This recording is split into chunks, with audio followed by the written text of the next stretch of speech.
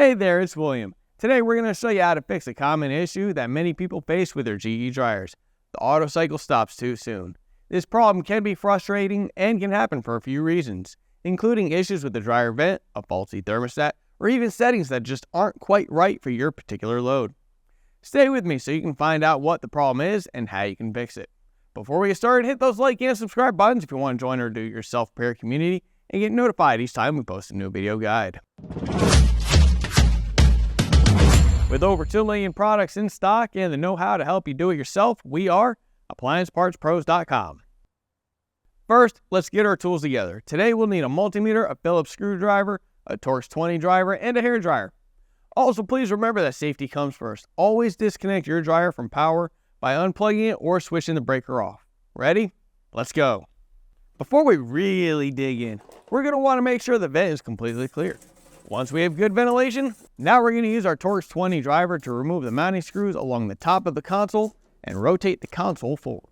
Once we've accessed the timer, we're going to set the timer to the beginning of an auto cycle and remove the yellow wire. Let's grab our meter and set it to continuity, which looks like a sideways Wi-Fi symbol, and test the timer from terminal T to terminal X. If there's continuity here, then the timer is going to have to be replaced. If you don't get continuity like we are here, then that means your timer is good and you'll need to continue troubleshooting. To test the high limit thermostat, we're going to set the console back and secure it with the Torx 20 screws. Then we need to use our Phillips screwdriver to remove the 2 screws at the top of the front panel, just behind the door. Now we're going to lift the top panel up just a bit so we can clear the console legs and pull it forward. We're going to remove the Phillips screws that are found at each back corner of the front panel. Once we've done that, we can lift the front panel up, rotate it to the side, and disconnect the door switch wires.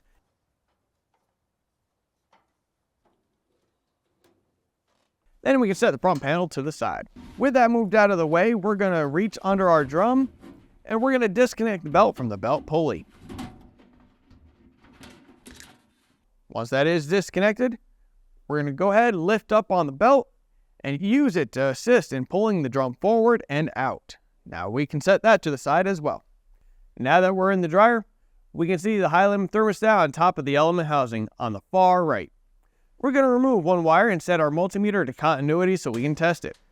Let's use the meter probes to test the thermostat for continuity while heating it with a hairdryer. A hairdryer only reaches 140 degrees at most, which is well within the tolerance of this thermostat. If there's no continuity after the hairdryer heats it up, like we see here, then the high limit thermostat has failed and will need to be replaced. If there is continuity, the thermostat is good and will need to continue troubleshooting. Next up is the heating element, which needs to be tested for continuity. We're testing from the terminals on the element to the housing to find out if it's grounded out. This can cause the element to overheat enough to trip the high limit thermostat. If you get continuity here, then the element would need to be replaced. If there's no continuity, the element is good and will need to continue troubleshooting. Our next stop is the outlet thermostat or cycling thermostat, which is located on the blower housing. We need to set our multimeter to continuity to test the thermostat while heating it with a hairdryer.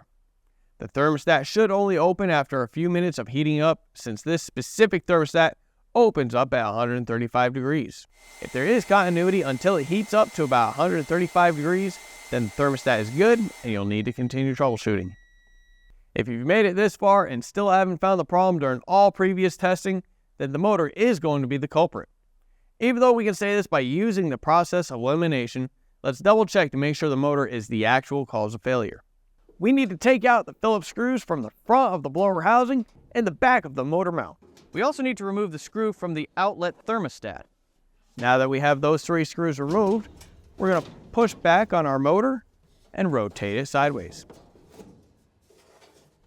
With the meter set to continuity, we're testing from the red wired terminal on the motor to the brown with a yellow striped wired terminal.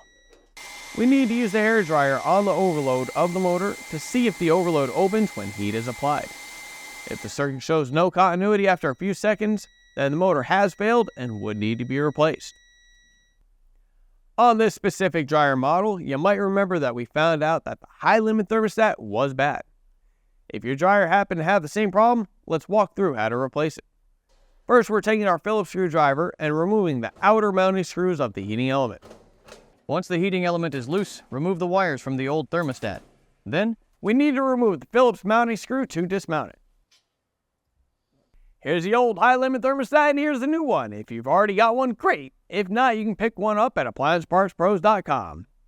We're going to set the new thermostat in place and secure it with a Phillips screw. After that, we can remount the heating element with the 4 screws we removed earlier. Now we need to take each wire and transfer them. To get this reassembled, we need to ensure that the idler pulley is secured properly onto the motor mount. Then slide it forward and ensure that the mounting is connected to the blower housing properly. Then you can screw the outlet thermostat back on. Now that we have it mounted in there, we're going to go ahead and secure it with those 3 screws that we originally removed. Now we can reattach the motor wiring. When that's all set, we're going to install the drum and belt.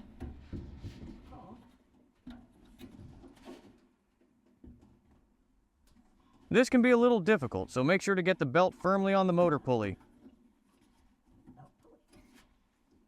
Then grab the front panel. We're going to connect the door switch wires and then set the front panel onto the dryer. We need to secure it with the screws we removed earlier. Now we're going to slide the top panel on the console legs, rotate the top panel down, and then secure it with the long Phillips screws we removed from behind the door. Don't forget to plug the dryer back in or flip the circuit breaker back on. Once you've found the faulty part, whether it's a thermostat or something else, grab your model number and head over to appliancepartspros.com to order your replacement, which should arrive in just a few days. After you get your new part, we'll walk you through the installation with our video guides.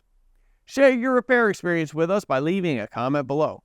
And if this video helped you, hit the like and subscribe buttons to see more videos like this. Thanks for your support.